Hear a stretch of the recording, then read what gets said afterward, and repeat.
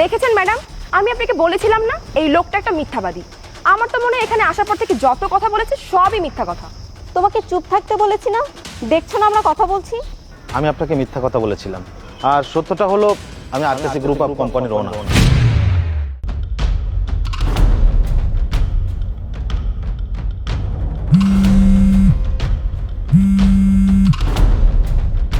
Hello. Hello, হ্যাঁ আমি চলে এসেছি। আপনি কোথায়? ও, আপনি চলে এসেছেন? আচ্ছা দেখুন, সামনে একটা সাদা গাড়ি দাঁড়ানো আছে, আমি গাড়িটা পরিষ্কার করছি, সেখানে চলে আসুন। হ্যাঁ আমি আপনাকে দেখতে পেয়েছি।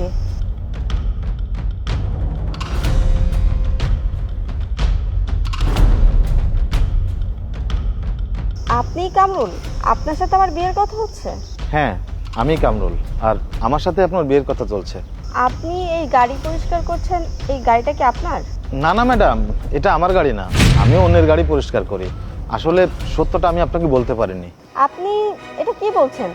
আপনি এই ধরনের কাজ করেন সেটা আমাকে আগে জানাননি কেন? আর তাছাড়া আপনার সাথে প্রথম যখন আমার কথা হয়েছিল তখন কেন নিজেকে আড়াল করে রেখেছিলেন? ম্যাডাম, ও তো নিজেকে আড়াল করবেই, কারণ ও মিথ্যা কথা বলে আপনাকে বিয়ে করতে চেয়েছিল। আচ্ছা, আপনি থাকেন কত বড় রাজপ্রাসাদে, আর সে সামান্য একটা গাড়ি পরিষ্কার করে, তার তো কোনো যোগ্যতাই নেই আপনার সামনে দাঁড়ানো। এই মিথ্যাবাদী, তো লজ্জা করে না ম্যাডামকে মিথ্যা কথা বলে বিয়ে করতে চেয়েছিস? ম্যাডাম, আমাদের ইম্পর্টেন্ট একটা মিটিং আছে, চলুন তো এর সাথে কথা বলে সময় নষ্ট করেন না। কার সাথে কিভাবে কথা বলা উচিত সেটা কি তুমি ভুলে গিয়েছো? সে যেই কাজই করুক না কেন, সে এখন আমার সাথে কথা বলছে, সেটা তোমার মাথায় রাখা উচিত ছিল। এখানে আমরা দুজন কথা বলছি, তুমি কেন তার মাঝখানে ঢুকে তাকে অপমান করছো? তুমি ভুলে যাও না, তুমি শুধুমাত্র আমার ম্যানেজার, আমার গার্ডিয়ান না। তো এখানে যা হচ্ছে চুপচাপ দাঁড়িয়ে দেখো। Sorry madam.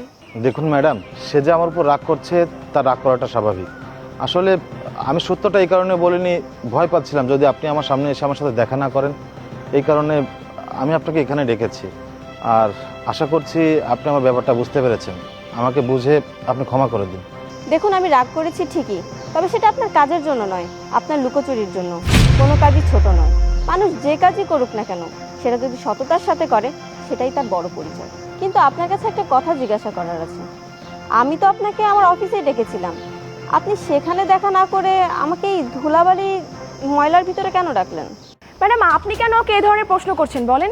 ও বুঝতে পেরেছি এই ধরনের পোশাক পরে যদি অফিসে যায় তাহলে অফিসের দারোয়ান ওকে ঘাট ধাক্কা দিয়ে বের করে দিবে।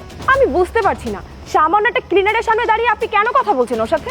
চুপ করো, অনেক সময় ধরে তোমার উল্টাপাল্টা কথা শুনছি, আর একটিও বাজে কথা বললে তোমাকে চাকরি থেকে বের করে দিব।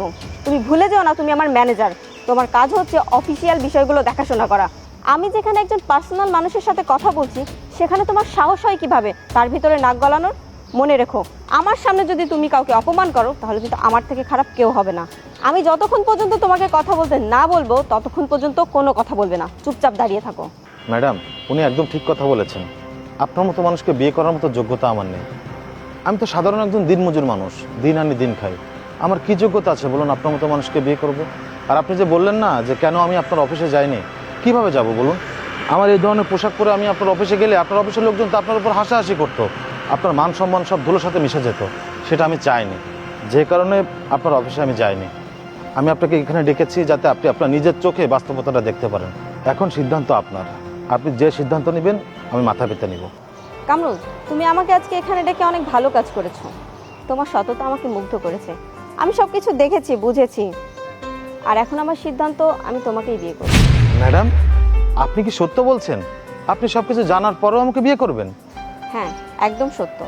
ম্যাডাম, আমি আপনাকে একটা কথা বলি, অফিসে ছোটোখাটো ফাইল সিগনেচার করার আগে আপনি অনেকবার ভাবেন, কিন্তু আপনার জীবনের এত বড় একটা সিদ্ধান্ত নেওয়ার আগে আপনি একটা বড় ভাববেন না?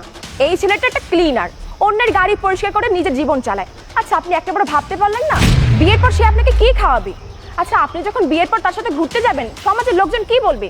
আপনাকে দেখে তো হাসাহাসি করবে, তারা সবাই বলবে যে কোটিপতির মেয়ে একটা গরিব ভিখারিকে বিয়ে করেছে। হ্যাঁ ম্যাডাম, উনি একদম ঠিক কথা বলেছেন, এটা আপনার জীবনের অনেক গুরুত্বপূর্ণ একটা সিদ্ধান্ত, হুটহাট করে না নেওয়াটাই ভালো।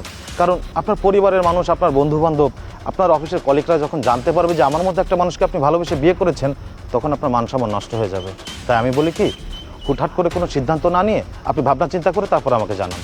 আমি সব কিছু ভেবেচিন্তেই বলছি। আর তুমি, কোনো কোম্পানির সাথে আমরা যখন ডিল করি তখন দেখি সেই কোম্পানির মালিকের ব্যবহার কেমন বা কর্মীদের ব্যবহার কেমন। তাদের সাথে দেখা করে কথা বলার পরেই বুঝতে পারি যে সেই কোম্পানির সাথে ডিল করা যাবে কি না। আর কামরুলের ক্ষেত্রেও ঠিক সেটাই হয়েছে। ও আমাকে এখানে ডেকে সব কিছু নিজের চোখে দেখিয়েছে, আর ওর সাথে কথা বলে আমি মানুষটাকে চিনতে পেরেছি, বুঝতে পেরেছি। ও যদি চাইতো সব কিছু লুকিয়ে আমার সাথে কোনো রেস্টুরেন্টে দেখা করতে পারতো। ও আমাকে এখানে ডেকে সব কিছু নিজের চোখে দেখিয়েছে, আর ওর সাথে দেখা করে আমি মানুষটাকে চিনতে পেরেছি, বুঝতে পেরেছি।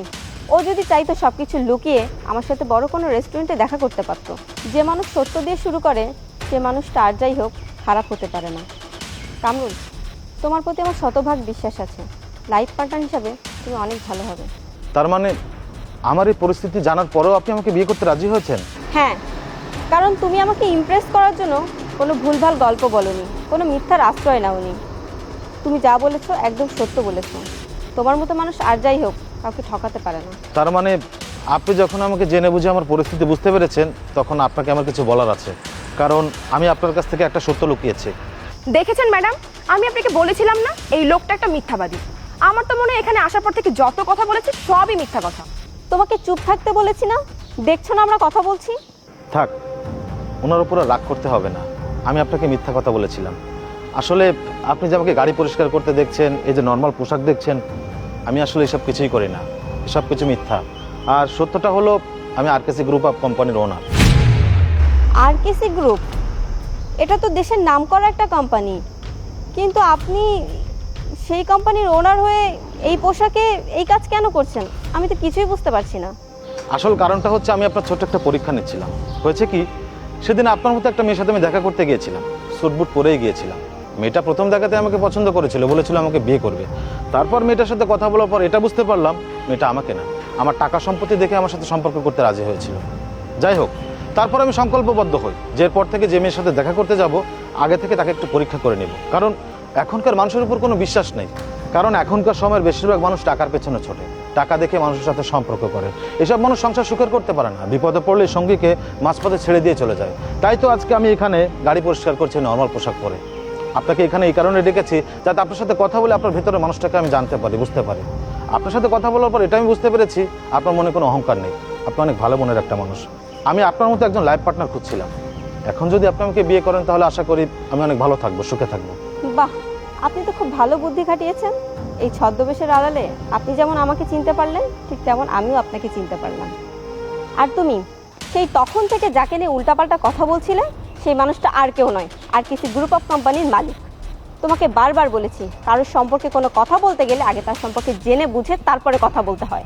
সরি ম্যাডাম, আমার অনেক বড় ভুল হয়ে গিয়েছে। আসলে এখনকার যুগে সহজে মানুষকে বিশ্বাস করা যায় না, সেখানে আপনি আমার পরীক্ষা নিয়ে ভালোই করেছেন। এখন যেহেতু দুজনের সম্পর্কে ভালোভাবে জেনে বুঝে গিয়েছি, তাহলে তো বিয়ের কথাটা সামনের দিকে এগোনোই যায় নাকি? হ্যাঁ নিশ্চয়ই, আমি আগামীকাল আমার পরিবারের মানুষজন নিয়ে আপনাদের বাড়িতে যাব বিয়ের পাকা কথা বলতে, আর বাকি কথা সেখানেই হবে। বেশ, তাহলে তাই হোক। আর তুমি এখনো খাম্বার মতো দাঁড়িয়ে আছো কেন? তোমার কি মনে হয় না তুমি কিছু ভুলে যাচ্ছ? জি ম্যাম, আমি বুঝতে পেরেছি। স্যার, আমি আসলে আপনার সাথে অনেক খারাপ ব্যবহার করেছি, আপনি আমাকে ক্ষমা করে দিয়েন। থাক, আমার কাছে ক্ষমা চাইতে হবে না, আমি তেমন কিছু মনে করিনি। তারপর আপনাকে কিছু কথা বলি, মানুষ গরিব হোক বা কোটিপতি হোক, প্রত্যেকটা মানুষের সম্মান আছে, তাই প্রত্যেকটা মানুষকে সম্মান করবে। কারণ পোশাক কখনো ব্যক্তিত্ব বহন করে না, ব্যক্তিত্ব বহন করে মানুষের ভালো ব্যবহার। ঠিক আছে, আজ তাহলে আসি, কাল তো দেখা হচ্ছে। ঠিক আছে। এই, তুমি এখন দাঁড়িয়ে আছো কেন? চলো।